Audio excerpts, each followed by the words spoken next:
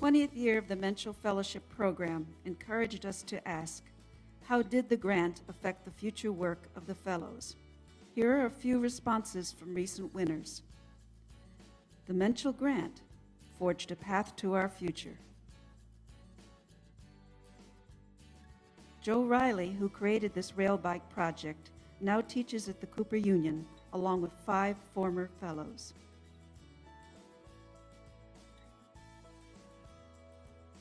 Nick Pakula reflects, not only am I constantly applying for grants and fellowships, but nearly all my graduate programs are structured around successfully proposing a topic of study, developing a compelling thesis, executing diligent research, and producing a body of work.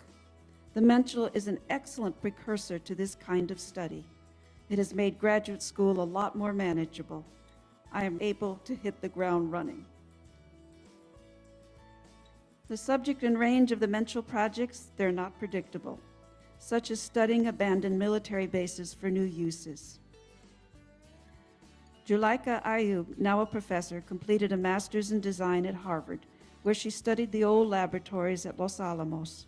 She writes, "My fascination with atomic weaponry and the underbelly of military regimes began at the Cooper Union."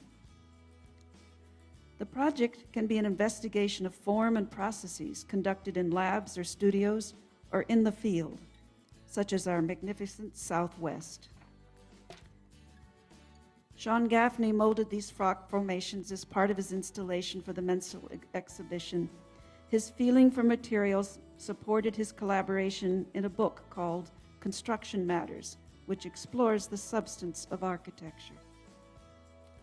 This Menschel project followed the routes taken by Native American hero Tecumseh, who led his people to safety. The grant explored the possibilities of building a collaborative living museum along the route.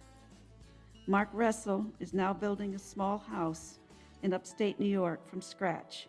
He regularly carpools Cooper Union students to the site to learn hands-on construction techniques and design methods.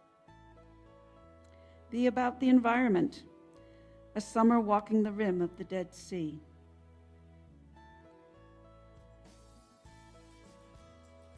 Daphne Binder, after graduate school at Yale, is working on a design project to save a stretch of a greenbelt along the American River, just north of Sacramento, California, which now suffers from the most severe of ecological threats. Her project seeks to reconnect the river to its floodplain and the floodplain to the city. Other projects explore how we build. Now in a PhD program at MIT, Alexander Wood is concentrating on the history of American and European architecture in the 18th century to the present. He is focusing on the role of the craftsman in using the land and the landscape. Learning to make tiles. In Morocco, Maya Hudson-Knudsen is building a small house in Sweden using handcrafted tiles in the interior and exterior walls. Politics. Fences are political architecture.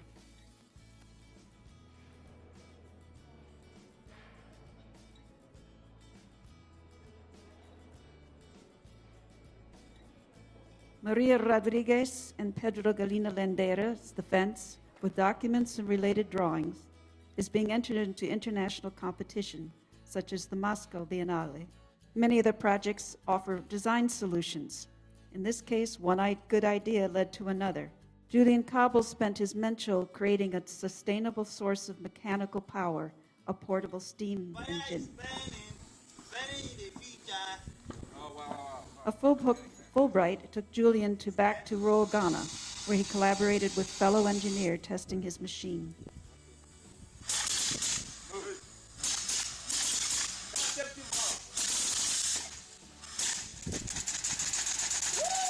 Then he accepted the challenge of the president's initiative to design more efficient wood stoves. I'm Julian Cobell. I'm a MS PhD student at UC Berkeley in mechanical engineering, and I primarily work on the design of the Berkeley Darfur stove. I work mostly on the mechanical design of the stove, specifically how it comes together. Now in a PhD program from which he discovered the need for better instruments to measure carbon emissions. Okay, hi, I'm Julian. I'm one of Alice's PhD students here at Berkeley, and I'm here to talk to you about the Berkeley Black Carbon Sensor. We're still working on the name, but it's a small sensor that's unique in its ability to measure black carbon, an important pollutant, in a very versatile and inexpensive way. So there's a real need out there for a low-cost, compact sensor that we can deploy in large distributed networks to measure black carbon both on the ground, where it's generated and it's impacting people's health, and in the air, where it's being transported and it eventually affects the climate and the environment. Thank you, Mr. and Mrs. Menschel.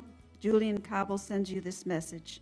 Send my sincere gratitude to the Menschels for their support. That grant started a long chain of events that helped bring me to where I am today, and I'm very much indebted to them for that initial nudge.